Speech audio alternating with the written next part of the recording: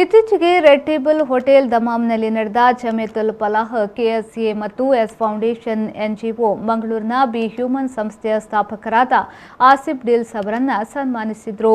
B human ಸಂಸ್ಥೆಯು ಕಳೆದ Covid ದುರಂತದ ಸಂದರ್ಭದಲ್ಲಿ ಕರಾವಳಿ ಜಿಲ್ಲೆಯಲ್ಲಿ ಮಾಡಿದ ರಿಲೀಫ್ ಚಾರಿಟಿ ಸೇವೆಗಳನ್ನು ಪರಿಗಣಿಸಿ ಅವರನ್ನು ಸನ್ಮಾನಿಸಲಾಯಿತು. ಈ ಸಭೆಯಲ್ಲಿ ಜಮಿಯತುಲ್ ಫಲಾಹ್ ದಮಾಮ್ ಘಟಕದ ಅಧ್ಯಕ್ಷರಾದ ಶರೀಫ್ ಕಾರ್ಕಳ, ಮನ್ಸೂರ್, ಕಬೀರ್ ಲಕ್ಕಿಸ್ಟಾರ್, ಅಖ್ತರ್ ಮತ್ತು ಎಸ್ ಫೌಂಡೇಶನ್ ಅಧ್ಯಕ್ಷರಾದ ಅಬುಬಕರ್ ಸಿದ್ದಿಕ್, ಇತರ ಪದಾಧಿಕಾರಿಗಳಾದ ಬಶೀರ್ ಬೋಳಾರ್, ನಜೀರ್ ಹಾಗೂ ಇತರ ಎನ್ಜಿಒ ಸಂಸ್ಥೆಗಳ ಪದಾಧಿಕಾರಿಗಳು ಉಪಸ್ಥಿತರಿದ್ದರು. ಜಮಿಯತುಲ್ ಫಲಾಹ್ ದಮಾಮ್ ಮತ್ತು ಎಸ್ ಫೌಂಡೇಶನ್ ಮಂಗಳೂರು ಇದರ ಸಹಯೋಗದೊಂದಿಗೆ ಕಾರ್ಯಕ್ರಮವನ್ನು ಆಯೋಜಿಸಿದ್ರು.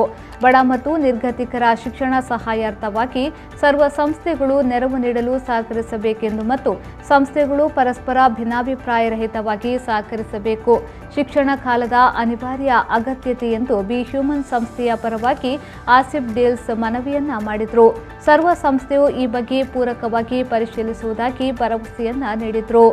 ಎಸ್ ಫೌಂಡೇಶನ್ ಅಧ್ಯಕ್ಷರಾದ ಅಬುಬಕರ್ ಸಿದ್ದಿಕ್ ಅವರು ಸರ್ವ ಸಂಘಟನೆಗಳ ಸಹಕಾರ ಅಪೇಕ್ಷಿಸಿ ಧನ ಸಹಾಯ ಮತ್ತು ಪರೋಕ್ಷ ಸಹಾಯದ ಬಗ್ಗೆ ಮಾತನಾಡಿದರು.